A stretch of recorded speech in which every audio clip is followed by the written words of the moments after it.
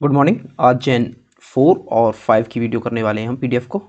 और मेरा जो प्लान है वो ये है कि मैं यहाँ आपको एक इजी लैंग्वेज में न्यूज़ को पहले समझा दूँ और उसके बाद में आप उसको रीड करें पीडीएफ से और फिर क्विज जरूर लगाएं। क्विज हमें एक्टिव रिकॉल करने में हेल्प करती है। स्टार्ट करते हैं। आसाम के चीफ मिनिस्टर हेमंत बिस्व शर्मा ने 8th स्टेट पे कमीशन को बिठा दिया। चेयरमैनशिप की किसकी चेयरमैनशिप के अंदर? सेक्रेटरी सुभाष दास। ये आपको नाम याद रखना है कि किसकी चेयरमैनशिप के अंदर? सेक्रेटरी सुभाष दास। और पहला स्टेट है जिसने ये सेटअप किया स्टेट पे कमीशन। जो हमारी 8th पे कमीशन है, सेंट्रल पे कमीशन, उसको कौन हेड कर रहा है? जस्टिस रंजना प्रकाश देसाई। जस्टिस रंजना प्रकाश देसाई कर रहे हैं। और गवर्नमेंट ने पहले ही एक TOR बता दिया, टर्म ऑफ रेफरेंसेस, की किस दायरे में रह के इनको अपनी जो रिकमेंडेशंस हैं वो देनी है। एक तो अलाउंसेस पे बात करनी है, ये देखना है कि पेंशन और रिटायरमेंट बेनिफिट्स क्या होने चाहिए, और ये देखना है कि जो कमेटी रिकमेंडेशन दे रही है अपनी, वो आज की जो करंट इकोनॉमिक कंडीशन है इंडिया की, उनके साथ लागू हो पाएगा या नहीं हो पाएगा। अच्छा, नाम याद रखना, रंजना प्रकाश देसाई। और 1 जनवरी से ये इंप्लीमेंट होनी चाहिए। इसकी रिपोर्ट हालांकि 2026 के लेट में आएगी या फिर 2027 की शुरुआत में, लेकिन जो लागू होंगी टर्म्स एंड कंडीशंस वो 1 जनवरी 2026 से होने वाली हैं। तो आसाम क्या स्टेट लेवल पर ऐसी कमेटी बनाने वाला पहला स्टेट बन गया है। हमारे जो एक्सटर्नल अफेयर्स मिनिस्टर हैं एस जयशंकर प्रसाद, इन्होंने क्या लॉन्च किया है? IITM global. ये कहाँ लॉन्च किया? IIT मद्रास में। आपको याद हो तो IIT मद्रास ने 2023 के लास्ट में तांजानिया में अपना एक इंटरनेशनल IIT खोला है, ठीक है ना। अब इन्होंने क्या किया है? ये जो IITM ग्लोबल है, इसका काम क्या है? इसके 4 काम है, इस चीज़ के लिए खोला गया है ये जो लॉन्च किया गया है। पहला है कि हम अपनी जो टेक्नोलॉजी है उसको अब्रॉड लेके जाएंगे। अब्रॉड वहाँ से क्या एक्सप्लोर करेंगे कि टेक्नोलॉजी ट्रांसफ़र का जो स्कोप है उसको एक्सप्लोर करेंगे, टेक्नोलॉजी ट्रांसफ़र का। दूसरा क्या काम करेंगे? हम उन नेशंस में जहाँ हम जाएंगे वहाँ से प्रोजेक्ट्स लेके आएंगे और उनके सॉल्यूशंस प्रोवाइड करेंगे। जैसे ग्लोबल चैलेंजेस हैं कुछ, उनके ग्लोबल चैलेंजेस के क्या चैलेंजेस हैं? एथिक्स इन AI, पॉल्यूशन, ऐसे जो ग्लोबल चैलेंजेस हैं उनके सॉल्यूशंस प्रोवाइड करेंगे। और एक तीसरा काम क्या करेगा ये IITM ग्लोबल, कि हमारे जो स्टार्टअप्स हैं उनको इंट्रोड्यूस करेगा फॉरेन के अंदर और बिजनेस अपॉर्चुनिटीज़ को एक्सप्लोर करेगा। चौथा क्या काम करेगा? फॉरेन इन्वेस्टमेंट को इंडिया में जो हमारे स्टार्टअप्स हैं उनकी तरफ अट्रैक्ट करेगा, फॉरेन इन्वेस्टमेंट को। ये 4 काम करने के लिए इसे लॉन्च किया गया है IITM ग्लोबल। और ये कहाँ? 5 लोकेशंस पर इसके जो फिजिकल ऑफिसेस होंगे। खाली ये नहीं कि IIT मद्रास के अंदर ये खोल दिया गया है। 5 ऐसी लोकेशंस हैं। कौन कौन सी हैं? UK, US, Malaysia, Germany and Dubai. यहाँ इसके सेंटर्स होंगे। ये आपको 5 कंट्री के नाम याद रखने हैं सिर्फ। और याद रखना IITM ग्लोबल इसको लॉन्च किया था अभी एस जयशंकर प्रसाद ने। कहा? IIT मद्रास के लिए। World first multinational IIT university by building campuses. ये तो IIT मद्रास के बारे में बता रखा कि मल्टीनेशनल कंपनी है, सॉरी यूनिवर्सिटी है, जिसके बाहर भी कैंपसेस हैं। IIT मद्रास जानजीबार तंजानिया में खोला था पहला ऑफशोर कैंपस इसने। Ministry of statistics and program implementation ने क्या अनवील किया? नया लोगो और मैस्कॉट। पहले बताऊं, ये मैस्कॉट क्या होता है? ये पर्सोनिफिकेशन है कि ये जो MOSPI है मिनिस्ट्री, इसको हम इससे इमोशन से जोड़ दें, इसको देखें। और इस मैस्कॉट को आगे ये यूज़ भी करने पाला है अपने अवेयरनेस कैंपेन्स में, जितने भी अवेयरनेस कैंपेन्स में। मतलब ये जो मैस्कॉट है ये बोलता दिखाई देगा हमें किसकी तरफ से? Ministry of statistics and program implementation की तरफ से। अब नए लोगों की थीम क्या है? जो लोगो है, डाटा फॉर डेवलपमेंट। इसको इंडिया के ट्राई कलर्स के फॉर्मेट में बनाया, व्हाइट, सैफ्रॉन और ग्रीन। और ब्लू कलर क्या दिखा रहा है? इंटीग्रिटी को। और जो ये अशोक चक्र है, ये अशोक चक्र सत्य, ट्रांसपेरेंसी और गुड गवर्नेंस को दिखाता है।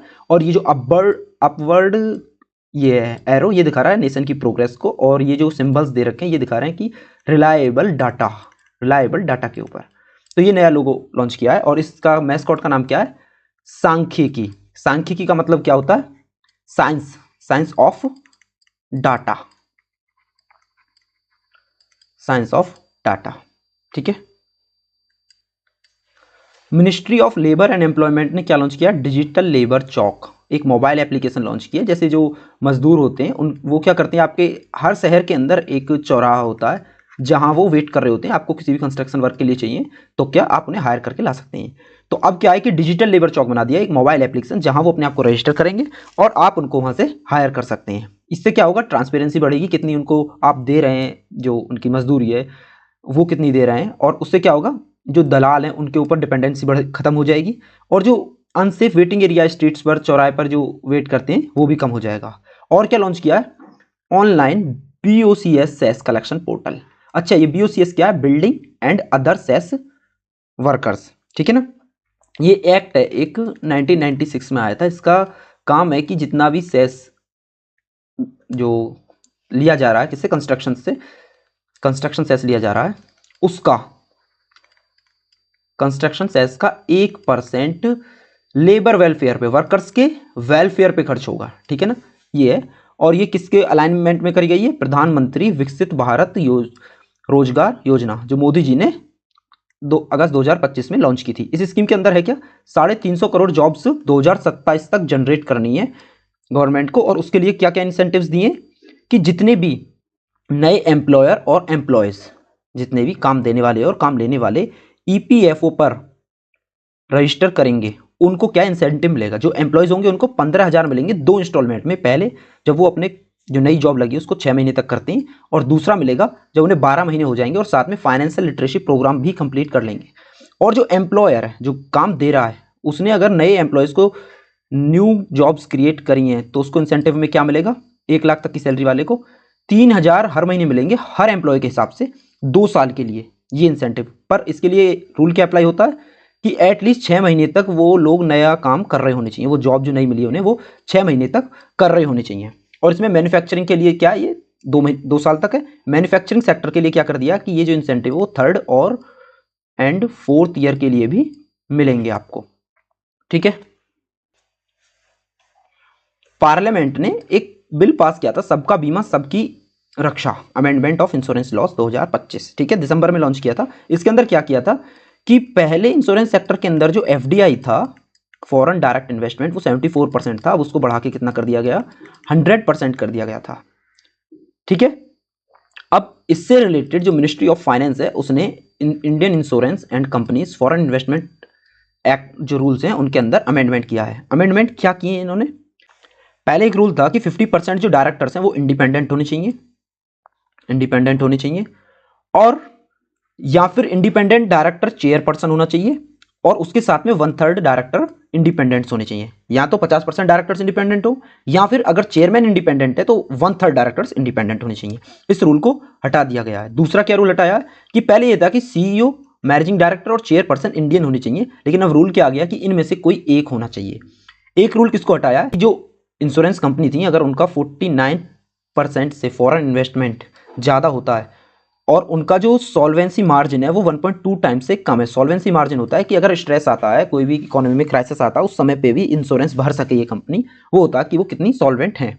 वो अगर 1.2 टाइम्स से कम है तो उनको क्या लिमिटेशंस, रेस्ट्रिक्शंस थी कि वो अपना जो 50% प्रॉफिट है उसको रिजर्व में रखना पड़ेगा उन्हें। ये भी हटा दिया गया कि अब ऐसा कुछ नहीं है, उन्हें रखने की कोई जरूरत नहीं है। तो क्या क्या रूल अमेंड हुए, 74% से एफडीआई 100% एफडीआई हो सकता है, directors CEO managing director, CEO और चेयरपर्सन में से एक हो सकता है, पहले तीनों होने थे। और जो 50% ऑफ डायरेक्टर्स वाला है ये हटा दिया है। जो इरिडाई के रूल हैं हमारी इंडियन कंपनीज के लिए वो रूल लागू कर दिए फॉरेन कंपनीज के लिए भी। इससे क्या होगा, जो फॉरेन इन्वेस्टमेंट है इंश्योरेंस सेक्टर में उसको बढ़ावा मिलेगा। आईसीआईसी बैंक ने लॉन्च किया capital gains account scheme. Capital gain होते क्या है, फॉर एग्जाम्पल मैंने अपना घर बेचा है, होम, ठीक है, और कितने का, 50 लाख का बेचा है, 50 लैक्स। अगर मैंने ये 50 लाख का बेचा है तो मुझे इसे पर इनकम टैक्स देना होगा, इनकम टैक्स, ठीक है। कब नहीं देना होगा, अगर मैं इसको आगे री इन्वेस्ट कर देता हूं। री इन्वेस्ट किस चीज में करना है, बिल्डिंग न्यू हाउस और बाइंग इट। और ऐसा मुझे कब करना होगा, मैंने आज खरीदा है और आईटीआर रिफिल करने की जो डेट है 31 जुलाई 2026 है, तो मुझे इस डेट से पहले पहले ये री इन्वेस्ट करना होगा। अगर ये मेरे सेविंग अकाउंट में पड़ा है तो इस पर फिर मुझे टैक्स काट लिया जाएगा मेरा।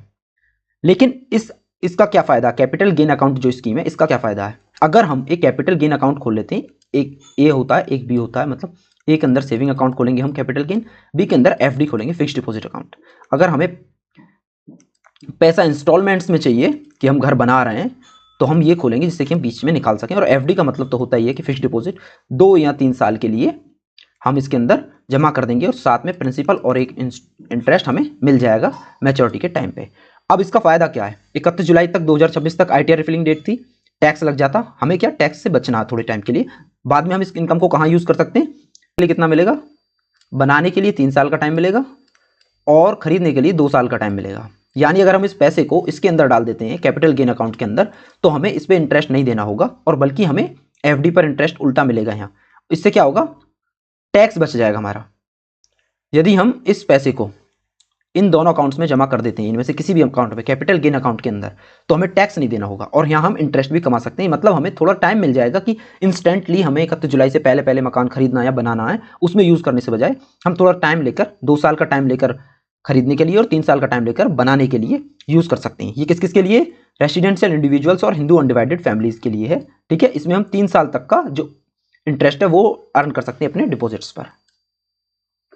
अब ये कंपनी है कैम्स, मतलब कंप्यूटर एज मैनेजमेंट सर्विसेज। ये करती क्या है, रजिस्ट्रार एंड ट्रांसफर एजेंट। जितने भी हमारे एसेट अंडर मैनेजमेंट्स हैं, मतलब कि जो म्यूचुअल फंड्स हैं, उनकी मेजॉरिटी में इसके अंदर कितने 68% मार्केट है म्यूचुअल फंड की इसके, जिसे ये हैंडल करती है। इसका काम क्या है, जितना भी डाटा होता है, हमारे पैन कार्ड रिकॉर्ड्स जितने भी होते हैं, उस डाटा को प्रोसेस करके रखती है, स्टोर करके रखती है। और हम जब म्यूचुअल फंड्स खरीदते हैं, मानो एसबीआई म्यूचुअल फंड है, उसके अंदर मुझे 1 यूनिट खरीदनी है, तो उस ट्रांजैक्शन को कि मेरे अकाउंट में 1 यूनिट म्यूचुअल फंड किया जाए और एसबीआई म्यूचुअल फंड के अकाउंट में वो पैसा चला जाए, उसका भी जो ध्यान है वो कौन रखेगा, उस काम को कौन करेगा, ये कैम्स करता है। अभी इसने क्या लॉन्च किया है, कैम्स लेंस। अब जैसे हम आरबीआई के सर्कुलर्स पढ़ते हैं, आरबीआई के सर्कुलर्स हों, सेबी के सर्कुलर्स हों, वो काफ़ी फॉर्मल लैंग्वेज में होते हैं, उन्हें समझना बहुत बहुत बड़े सर्कुलर होते हैं, पर कई बार 50-50 पेजेस के सर्कुलर आते हैं, रिपोर्ट्स आती हैं। तो उनको जो एक्सपर्ट्स हैं, मैनेजर्स हैं, जो म्यूचुअल फंड में काम के मैनेजर्स हैं, उनको पूरे 50 पेज पढ़ने की जरूरत नहीं है। सेबी के सर्कुलर्स, ये कैम्स लेंस क्या करेगा, उनकी समरी उन्हें प्रोवाइड कर देगा कैम्स लेंस, जिससे क्या होगा, जो इन कंपनीज को कंप्लायंस होती है उसको फॉलो करने में हेल्प होगी। Sagarmala finance corporation limited India की पहली मैरी टाइम फोकस्ड एनबीएफसी है। एनबीएफसी कौन सी होती है, कौन होती है, नॉन बैंकिंग फाइनेंशियल कंपनीज। इसको जून 2026 में इनॉग्रेट किया था, किसने, सरबिंदर सोनोवाल ने, minister of ports and shipping waterways ने। इसका टारगेट क्या है कि ये इसकी बोरोइंग लिमिट है, अभी इसने क्या किया है, जो लोन अप्रूव किया है वो कितना 4300 करोड़ का किया आपने 51वीं बोर्ड मीटिंग में। ये याद नहीं रखना कौन सी बोर्ड मीटिंग में, बस इतना याद रखना कि 4300 करोड़ किया है। और उसमें से किसको मिला है, ग्रीनफील्ड प्रोजेक्ट्स के लिए 4000 करोड़ किया है, और साथ में ड्रेजिंग कॉर्पोरेशन ऑफ इंडिया है उसको 150 करोड़, और गोवा शिपयार्ड को मिला है 110 करोड़ इसी सेम ट्रेंच में से। अब इसका काम क्या है, हमारा एक मैरीटाइम डेवलपमेंट फंड है, उसके अंदर 25,000 करोड़ जो गवर्नमेंट ऑफ इंडिया है उसने रखे हैं। उसकी ये क्या काम करेगी, नोडल एजेंसी का काम करेगी, उसकी एक फिड्यूशियरी कैपेसिटी के अंदर काम करेगी, यानी ट्रस्ट उसको यूज करेगी, अकाउंट्स इसी के होंगे, पैसा इसी का होगा, लेकिन कहाँ यूज होना वो काम ये SMFCL करेगी। उसमें से 20,000 करोड़ का कहा क्या होगा, मैरीटाइम इन्वेस्टमेंट फंड है, आगे लोन दिए जाएंगे। और 2000 फाइनेंशियल ईयर 26 जो है इसके अंदर कितना टारगेट रखा है, 8,000 करोड़ का। ठीक है, 8,000 करोड़ का टारगेट रखा कि इसके अंदर दिए जाएंगे। और बचा जो 5,000 करोड़ है, इसका काम क्या होगा, interest subvention scheme, interest intensive देना। यानी अगर कोई भी मैरीटाइम के क्षेत्र में जो वो लेते हैं, लोन लेते हैं, तो उसको जो इंटरेस्ट सबवेंशन मिलेगा, अगर 9% पे मिल रहा है तो मानो 7% का कर दिया है तो 2% इंटरेस्ट सबवेंशन मिलेगा। ये 2% इस 5,000 करोड़ से भरा जाएगा। ठीक है, नाम याद रखना, सागरमाला फाइनेंस कॉर्पोरेशन लिमिटेड है। अभी अभी रिसेंटली इंडियन पिकलबॉल नेशनल्स 2025 इन बेंगलुरु महाराष्ट्र, ये एक गेम कराए गए। ये जो पिकल बॉल गेम है इसके पहले नेशनल गेम्स हैं। पिकल बॉल गेम ऐसे होता है कि टेनिस की तरह बीच में नेट होता है, इधर लगभग 1 फुट का छोटा सा बैट होता है, उससे बॉल मारते हैं, और इधर, ठीक है, वो गेम, क्योंकि पहला official pickle ball national game है जब से इस स्पोर्ट्स को नेशनल स्पोर्ट्स फेडरेशन ने रिकॉग्निशन दी है। ठीक है, नेशनल स्पोर्ट्स फेडरेशन को रिकॉग्निशन मिली है, कहाँ से, ministry of youth affairs and sports से। ठीक है, इसमें जीता कौन है, महाराष्ट्र पहले नंबर पर टॉप करा है और कर्नाटक दूसरे नंबर पर रहा है। कहाँ हुए, बेंगलुरु में हुए। बेंगलुरु में इंडियन पिकलबॉल नेशनल 2025 में।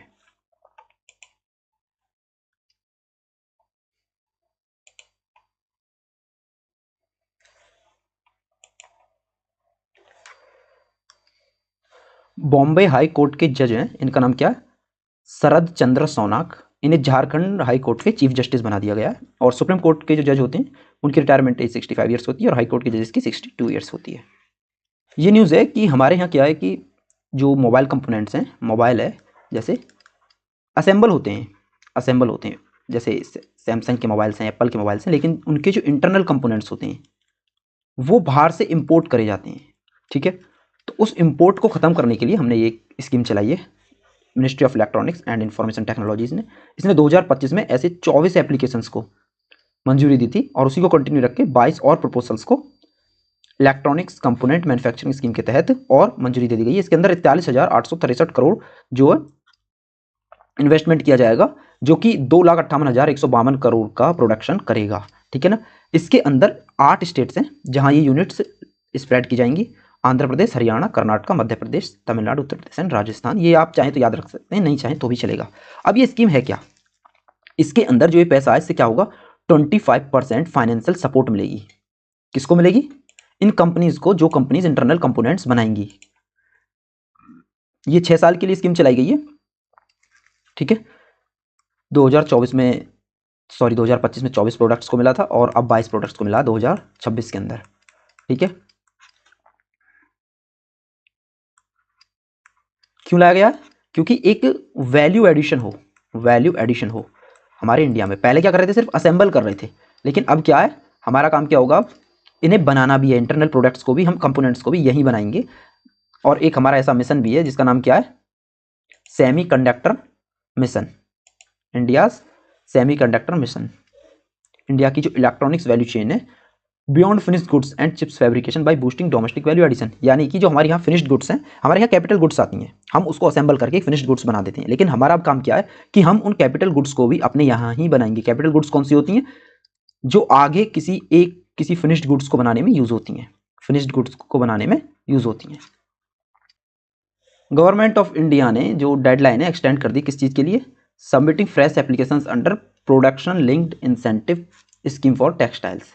टेक्सटाइल इंडस्ट्री के लिए कब तक के लिए, 31 मार्च 2026, ये डेट याद रखनी है। और प्रोडक्शन लिंक्ड इंसेंटिव क्या है कि आप कितना प्रोड्यूस कर रहे हो उसके अकॉर्डिंग आपको इंसेंटिव मिलेगा। फॉर एग्जाम्पल, अगर आप पार्ट 1 में आते हैं, जो कि पहले 300 करोड़ का आपका इन्वेस्टमेंट होना चाहिए था, अब उसको ड्रॉप करके 150 करोड़ कर दिया। क्यों, क्योंकि ये चाहते हैं कि इसके अंदर जो है स्मॉल और मीडियम एंटरप्राइजेस भी कवर हो जाएं, छोटी कंपनीज भी। और पार्ट 1 में कौन सी होती हैं, ग्लोबल कंपनीज, बड़ी कंपनीज जो ग्लोबल प्रेजेंस रखती हैं, बड़े रिस्क लेती हैं, बिगर रिस्क, बाहर इन्वेस्ट करती हैं, एक्सपोर्ट करती हैं।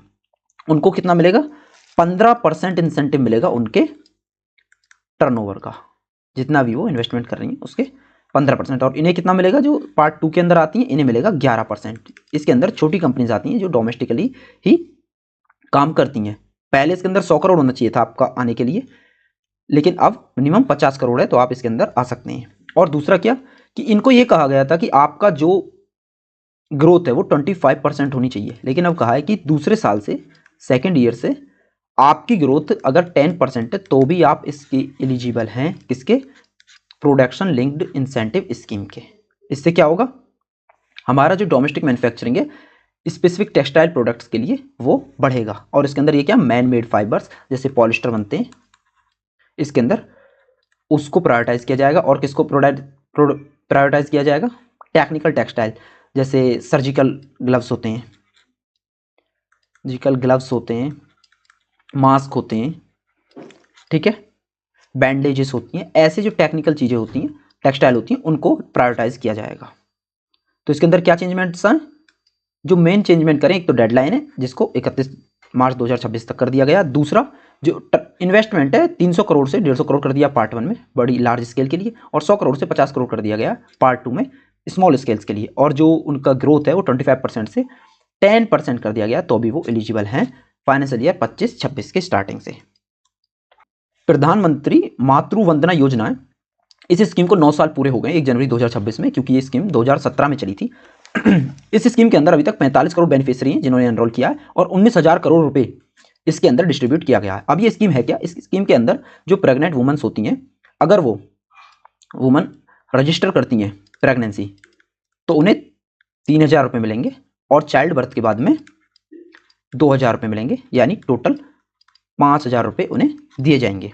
किस चीज़ के लिए उन्हें सपोर्ट दी जाएगी, जो दूध पिलाने वाली माँ है उनके लिए, उनकी न्यूट्रिशन वैल्यू के लिए, कि वो अच्छे से खा पी पाएँ, क्योंकि उस समय पे न्यूट्रिशन की ज़रूरत बहुत ज़्यादा होती है। और एक और स्कीम है जनानी सुरक्षा योजना। इसमें क्या है, जब पहला चाइल्ड बर्थ लेगा तो 6,000 रुपये मिलेंगे, और अगर दूसरा चाइल्ड लड़की होती है तब उसे 6,000 मिलेंगे, लड़का होता तो नहीं मिलेंगे। ठीक है ना, इससे क्या प्रमोट, जेंडर इक्वालिटी प्रमोट करने के लिए। तो हमें डाटा क्या याद रखना है, 9 साल पूरे हो गए मातृ वंदना योजना के।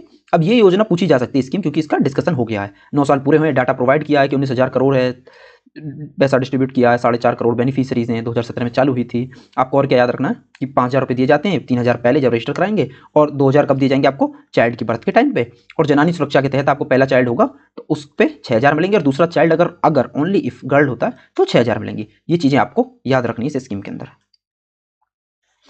यूनियन कैबिनेट ने, जिसको चेयर किसने किया, प्रधानमंत्री नरेंद्र मोदी इटसेल्फ ने, खुद हिमसेल्फ ने क्या इंट्रोड्यूस किया, credit guarantee scheme for exporters.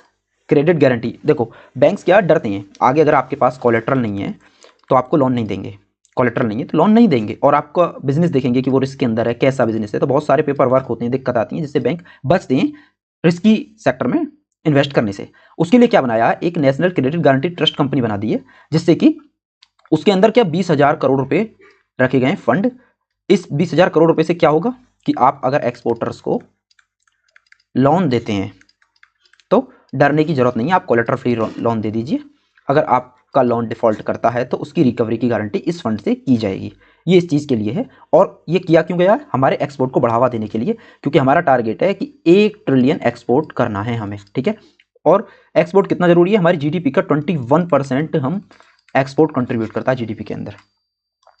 तो हमें सिर्फ कितना याद रखना है कि एक वो बनाई गई है क्रेडिट गारंटी स्कीम एक्सपोर्टर्स के लिए, इसके अंदर 100% क्रेडिट गारंटी कवरेज दिया जाएगा, और उसके लिए एक ट्रस्ट बनाई गई है नेशनल क्रेडिट गारंटी ट्रस्ट, और उसके अंदर कितना फंड रखा गया है, 20,000 crore.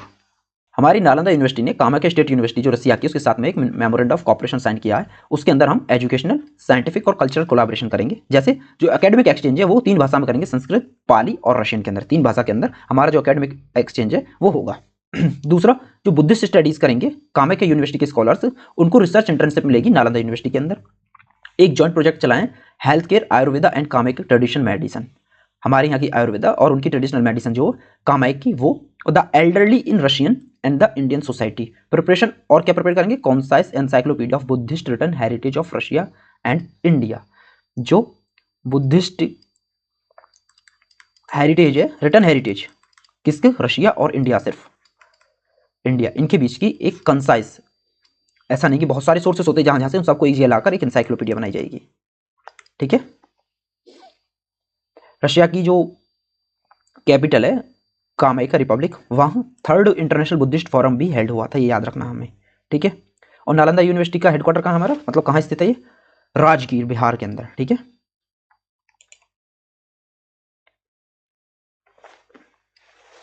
Andhra Pradesh economic development board ने एक मेमोरेंडम ऑफ अंडरस्टैंडिंग साइन किया है तिलमैन ग्लोबल होल्डिंग्स के साथ, एक न्यूयॉर्क की डिजिटल इंफ्रास्ट्रक्चर बनाने वाली कंपनी है। क्या करेगी, TDGA P1 300 मेगावाट का hyper scale data centre campus बनाएगी विशाखापट्टनम में, जिसके अंदर 15,000 करोड़ का लगभग इन्वेस्टमेंट होगा। डाटा सेंटर क्या होते हैं, अब जैसे आप इंस्टाग्राम पर फोटो अपलोड करते हैं तो वो आपके फ़ोन में नहीं होता है, वो कहीं डाटा सेंटर है, उस डाटा सेंटर पे स्टोर होता है। तो वैसे ही डाटा सेंटर बनाएगा जिसकी 3,000 मेगावाट क्या होगी, कैपेसिटी होगी। उसमें इन्वेस्टमेंट कितना होगा, 15,000 करोड़। इसके लिए 12 मंथ का टाइम दिया, टाइम बाउंड मैनर में ये खत्म करना है। और दूसरा, 40 एकड़ जमीन यूज होगी, 200 से 300 डायरेक्ट जॉब प्रोवाइड करेगा और 800 से 1000 इनडायरेक्ट जॉब्स प्रोवाइड करेगा। ये कब तक, 2028 तक जो जॉब्स प्रोवाइड करेगा।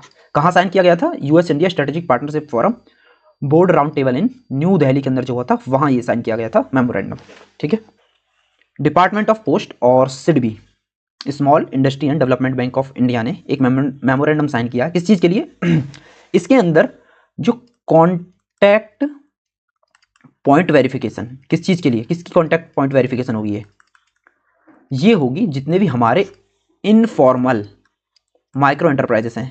जैसे बहुत सारी आपकी सिटीज में क्या चल रही हैं, कंपनीज चल रही हैं, छोटी छोटी उद्योग चल रहे हैं, वो क्या है, रजिस्टर कराते हैं अपने आप को उद्यम असिस्टेड प्लेटफॉर्म पर। ये सिडबी का प्लेटफॉर्म है जहां वो अपने आप को रजिस्टर कराते हैं। इससे क्या होता है कि उन्हें अपना करंट अकाउंट खोलते हैं तो हम उद्यम नंबर मांगते हैं बैंक के अंदर में, जीएसटी नंबर मांगते हैं और दूसरा उद्यम मांगते हैं, तो वो अपने आप को यहाँ रजिस्टर कराते हैं, उनका हम करंट अकाउंट खोल देते हैं। अब इसमें क्या होगा कि जो पोस्ट ऑफिस है, डिपार्टमेंट ऑफ पोस्ट, इसके बहुत सारे फिजिकल पॉइंट्स हैं। पोस्ट ऑफिस 1,64,000 इसके पोस्ट ऑफिस हैं। ये क्या करेंगे, इनकी वेरीफाई करेंगे, वेरिफिकेशन करेंगे। जो इनफॉर्मल एंटरप्राइजेस हैं जाकर इनकी वेरिफिकेशन करेंगे और उस डाटा को किसे देंगे, सिडबी को। सिडबी एक इसके लिए मोबाइल बेस्ड एप्लीकेशन बना रहा है, ठीक है ना। इससे क्या होगा कि जितने भी ये इनफॉर्मल एंटरप्राइजेस हैं इनको बैंकिंग चैनल से अच्छे से जोड़ा जा सकता है, फॉर्मल किया जा सकता है। एमएसएमई के डेवलपमेंट के लिए ये किया जा रहा है, ठीक है। Kalinga institute of industrial technology ने, जो भुवनेश्वर में है उड़ीसा में, इसने एक मेमोरेंडम साइन किया फिडे के साथ में और ऑल इंडिया चेस फेडरेशन के साथ में। कहाँ, गोवा में साइन किया। किस चीज़ के लिए, कि ये एक इंटरनेशनल कॉन्फ्रेंस होल्ड करेंगे on social and educational chess. कब, जनवरी 14 और 16 को। कहाँ करेंगे, ये भुवनेश्वर उड़ीसा के अंदर करेंगे। किस चीज़ के लिए, कि जो चेस है उसको as a tool of learning use किया जा सकता है, सोशल डेवलपमेंट के लिए यूज़ किया जा सकता है, एजुकेशन और इनोवेशन लाने के लिए यूज़ किया जा सकता है। और ये किस चीज़ के साथ में लाइन कर रहा है, फिडे का जो 2026 है उसको क्या हाईलाइट किया गया, year of chess in education 2026, chess को एजुकेशन के अंदर, ठीक है। तो क्या मेमोरेंडम साइन हुआ, international conference on social and educational chess conduct कराई जाएगी 14 और 16 जनवरी को भुवनेश्वर में। किसके द्वारा, KIIT के द्वारा। और ये साइन किसके साथ में किया मेमोरेंडम, फिडे और ऑल इंडिया चेस के अंदर। कहाँ, गोवा में ये साइन किया है। और फिडे का ईयर क्या है, 2026 को क्या बताया, ईयर कौन सा थीम है, year of chess in education 2026, ठीक है। जनवरी 4 को हम बनाते हैं वर्ल्ड ब्रेल डे। अब ब्रेल क्या होती है, ब्रेल एक लैंग्वेज होती है जो अंधे लोग हैं उनके लिए, ठीक है ना।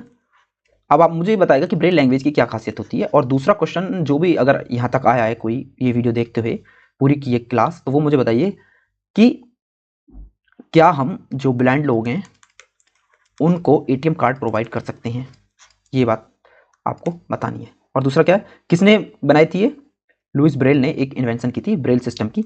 ये एक लैंग्वेज है अंधे लोगों के लिए, ठीक है ना। गान नगाई फेस्टिवल कबुई कम्युनिटी बनाती है इम्फाल वेस्ट मणिपुर में। फेस्टिवल पूछ लिए जाते हैं तो याद रखिएगा, गान नगाई फेस्टिवल। और इरिडियम स्कैन हुआ था एक मल्टीकोर फाइनेंशियल फ्रॉड तमिलनाडु में। इरिडियम होता है एक सिल्वर लाइक मेटल होता है। तमिलनाडु में क्या किया लोगों ने, कि ये बोले कि ये जो मेटल है ये राइस ग्रेन्स को, जो चावल के दाने, इनको अट्रैक्ट करता है मैग्नेट की तरह। और बोले कि हम इसको नासा को बेचेंगे और नासा, DRDO इनको बेचेंगे। और उन्होंने RBI के सर्कुलर्स दिखाए फेक, जो कि फेक थे, और DRDO की नोटिफिकेशंस दिखाई। और उन्होंने कहा कि आप 5 लाख इन्वेस्ट कीजिए और जैसे ही डील हो जाएगी तभी आपका इन्वेस्टमेंट 5 करोड़ तक पहुंच जाएगा, क्योंकि अभी किसी को पता नहीं है इसके बारे में और हमें इन्वेस्टमेंट चाहिए ताकि हम इन बड़ी फर्म्स के साथ में डील कर पाएं और आपका शेयर उसमें होगा। और फेक सर्टिफिकेट्स भी बांट दिए गए उन्होंने। और ये स्कीम चला, इसके अंदर उन्होंने 1 लाख लोगों को चीट किया, 1 लाख लोगों को, और लगभग 1000 करोड़ अमाउंट है इसके अंदर। 57 लोगों को अरेस्ट भी कर लिया गया है, ठीक है।